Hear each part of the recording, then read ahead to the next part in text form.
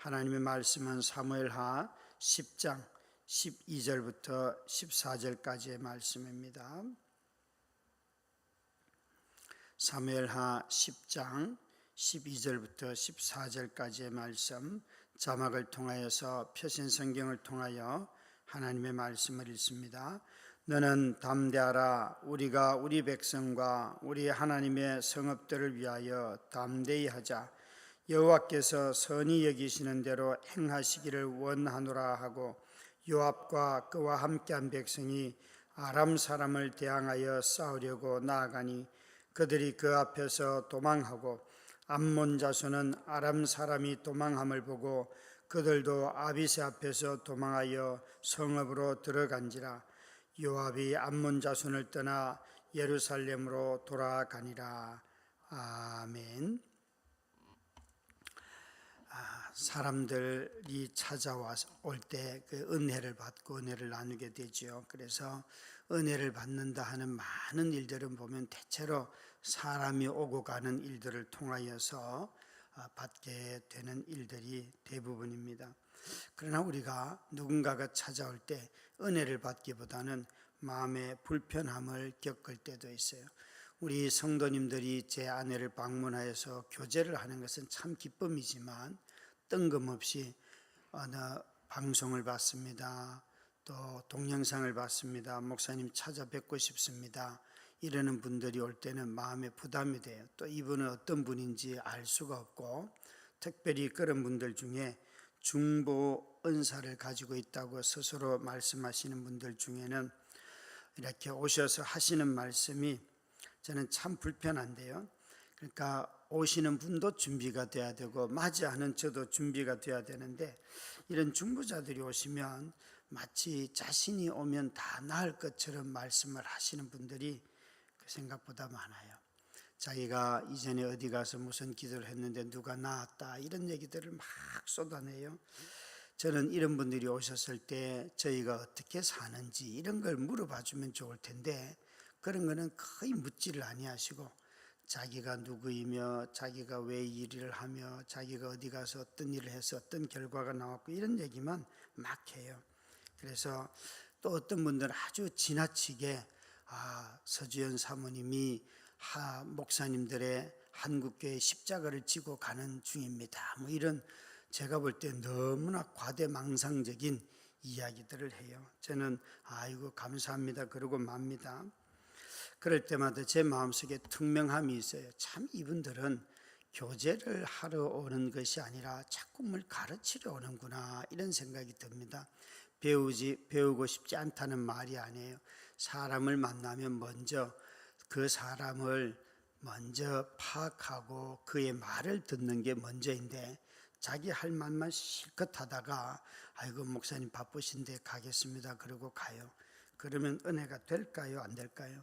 차라리 그런 분들에게 말씀은 안 하지만 돈이나 주고 가세요 그러면 기쁩니다 이렇게 말할까 봐요. 와서 자기 자랑만 실컷 하고 가는 이런 방문들은 결코 반갑지가 않습니다. 개인 간의 행위도 이렇게 은총을 무시하면은 서로 불쾌한데요, 나라와 나라 사이의 예의를 무시하면 얼마나 불쾌하고 전쟁이 일어날까요? 조문 행위는 대단히 중요한 국가 관계를 나타냅니다. 그래서 조문 외교라고 할 정도잖아요. 이 암몬의 왕 나하스는 다윗의 이 은혜를 무시하였어요. 무시 정도가 아니라 아예 수치를 주었습니다.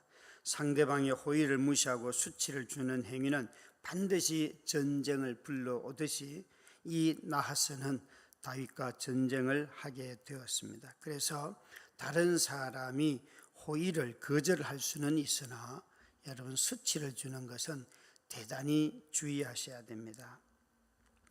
여기에 나하스와 전쟁을 하러 나가는 이 다윗의 군대들이 특히 요압이 뭐라고 말하는가 하면 담대하라 그렇게 자기의 군사들을 설득을 하죠. 이 요압이 하는 말 담대하라, 하나님이 우리와 함께 하신다 하는 이유를 가만히 보면 이 담대함의 원인이 어디 있는가? 그 군사의 숫자보다도 그 요압이 선택한 군사들의 탁월함이 있어요. 나하스와 이 암몬과 아람 사람들의 군대가 두 번에 걸쳐서 전쟁을 이스라엘과 하게 되는데, 그때마다 숫자를 보면 이스라엘은 숫자에 언급이 없습니다. 그냥 아비새와 요압이 나가고 자기 부하들을 데리고 나가는데, 여기에 암몬과 아람 사람의 군대는 처음 전쟁을 할 때만 해도 3만 3천 명입니다. 아주 압도적인 규모예요. 그런데 이스라엘은 이런 규모보다는 그 사람들, 군인들 중에서 또 엄선하여서 뽑았습니다. 저는 이 구절을 보면서 참 사람들은 숫자가 많으면 담대해지는데 어떻게 요압은 적은 숫자를 가지고, 엄선한 숫자를 가지고 나가면서 담대하라, 하나님이 우리와 함께 하신다, 이렇게 말할까요? 또 나중에는 아람의 병거 700대와 4만 명의 군인들을 동원한 이 두 번째 전쟁을 할 때도 마찬가지예요. 숫자적으로 명료하게 나타나 언급은 하지 아니하였지만 이스라엘의 선발한 자 중에서 또 엄선하여 아람 사람과 싸우는 이 요압의 전술은 뭔가 하면 훈련된 군사가 중요하다, 이거예요. 여러분, 훈련된 자들은 담대함이 있습니다. 연단 받지 아니하고서는 담대함이 없어요. 돈이 좀 부족해도 연단을 받아본 사람들은 이 돈 없어도 살아, 이렇게 말합니다. 학력이 없어도 하나님의 공급하신 은혜를 누리며 살아온 사람들은 내가 무슨 라이센스를 가지고 산 줄 아냐, 하나님이 공급하셔서 살았지.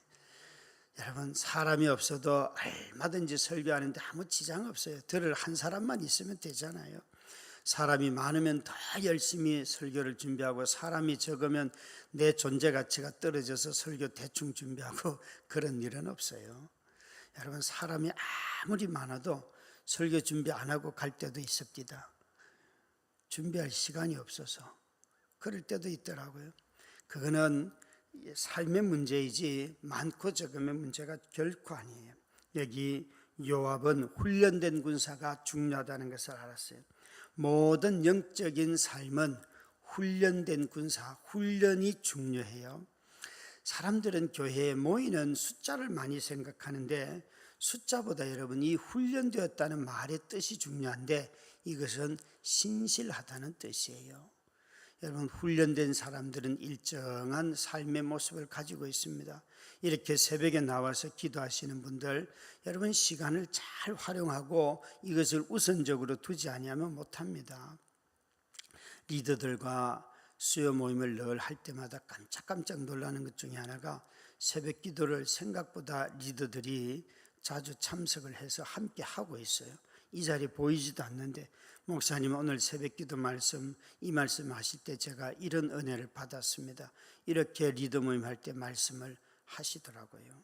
여러분, 우리가 사람의 규모, 이 규모가 갖는 위안이 있잖아요. 많은 사람들 속에 있으면 주는 위안이 있는데, 영적인 싸움, 영적인 삶은 어쩌면 규모보다도 외로움, 숫자가 적은 사람들을 선택하는 것이 더 맞는 것 같기도 해요. 다윗은 그래서 10,000만인이 나를 반대한다 할지라도 나는 두려워하지 아니하리라, 시편에 그렇게 말하였어요.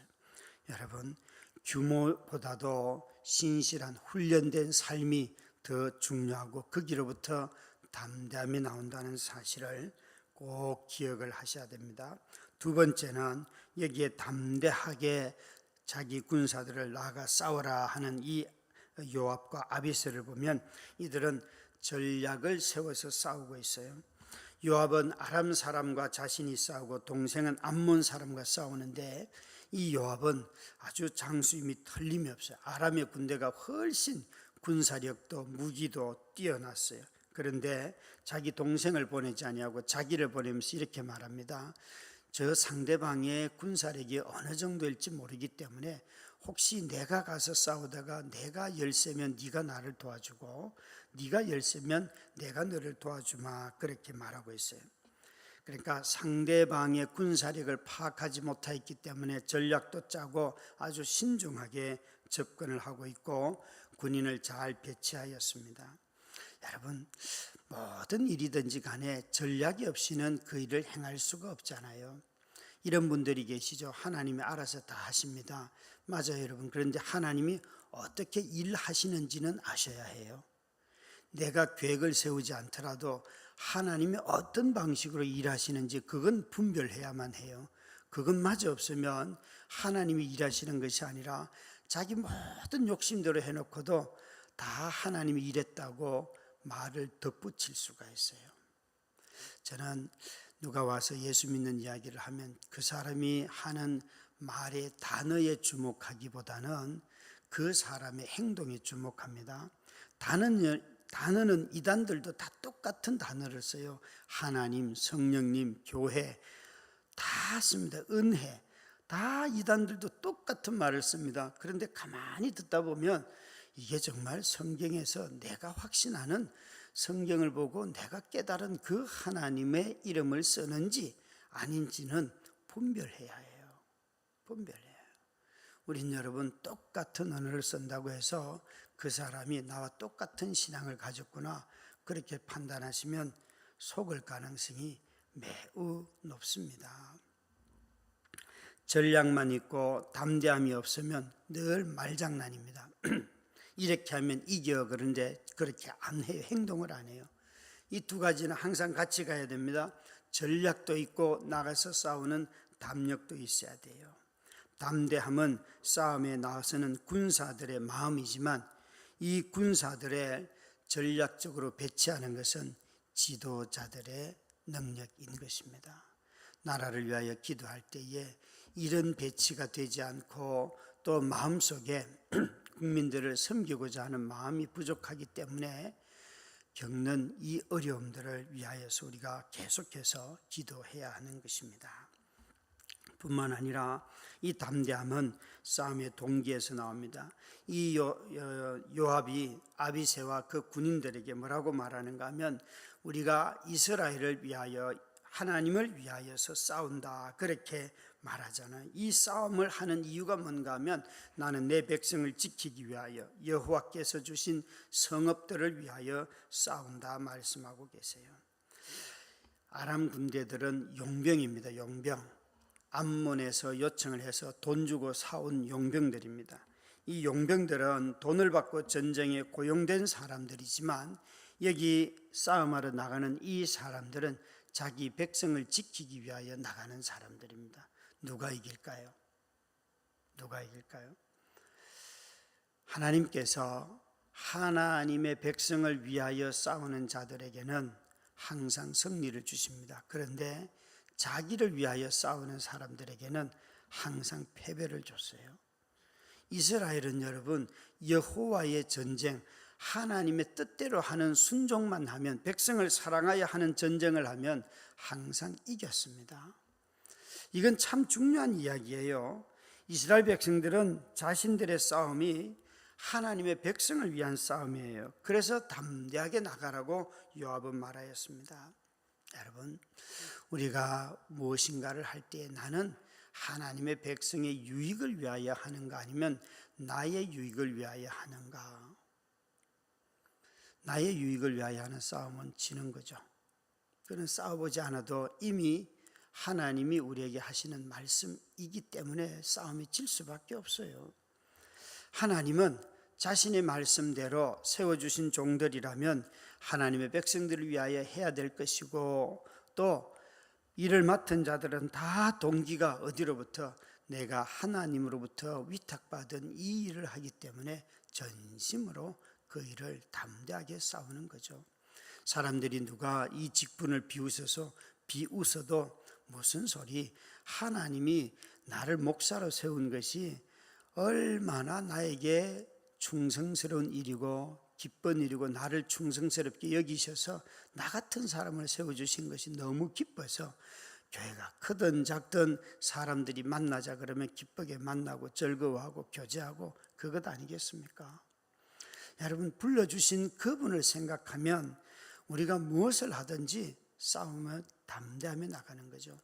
신대원 때 그때 신학교가 제가 들어가기 그 전해에 아주 큰 어려움들이 많았던 때예요. 막 학생들이 그 의자들을 다 밖으로 내놓고 쌓아놓고 수업을 방해하고 못하는 그런 일들이 있었어요. 다른 교수들은 나와서 학생들이 막 아주 드세게 막 말을 하고 과격하게 행동을 하니까 누구도 나와서 그 학생들을 말리지 아니하셨는데, 그때 총장님이셨던 서정훈 총장님이라는 분은 키도 작고 아주 다부진 분이신데 나와갖고 야 이놈들아 그러면서 그 학생들을 막았었어요. 저는 그때 그분이 진짜 야 교수님이시구나, 저분은 우리를 가르칠 자격이 있는 분이다. 학생들이 책상을 다 운동장 밖에 내고 막 위협할 때 이놈들이 그러면서 막 화를 내고 그 학생들과 몸싸움을 하는 그런 총장님을 봤어요. 정말 그분을 평생 잊을 수가 없어요. 여러분, 내 양을 만약에 그런 일을 당한다면 나는 그럴 수 있을까? 자기 야망 때문에 총장이 되는 자들은 그런 일이 생기면 어디 도망가고 없어요. 그 이후에 몇 해 뒤에 총장이 되신 분은 명성교회 아주 꼬붕이에요. 꼬붕. 나오기만 하면 명성교회 자랑만 하더라고요. 정말 어이없는 너무나 어리석은 일들이에요. 학생들을 사랑하기 때문에 그렇게 학생들이 어긋날 때는 그걸 막아서는 그런 총장님이 계셨어요. 그런 교단의 어른들이 계실 때에 교단이 항상 하나님의 뜻에 순종하는 거잖아요. 여러분, 담대함은 의를 주장할 때 반드시 필요합니다. 자녀들을 양육할 때 이런 의로움에서 나오는 담대함이 있도록 기도하시고, 아이들을 늘 이익을 쫓아가는 비굴한 자로 만들지 않도록 자녀들을 교육하는 것이 부모들이 신앙으로 가르치는 것입니다. 기도하겠습니다. 하나님 아버지, 이 시대는 자신의 이익을 위해서는 담대하고 싸우고 끝까지 치열하게 논쟁을 하지만 공익을 위하여, 의를 위하여, 또 정의를 위하여 싸우는 일들은 게을리합니다. 특별히 하나님의 백성들을 위하여서 자신의 목숨을 거는 지도자들이 적은 때입니다. 백성을 위하여 자기 몸을 내어줄 줄 아는 지도자들이 이 나라에 많아지게 하여 주시고 교회 안에 넘치게 하여 주옵소서. 예수님 이름으로 기도드렸습니다.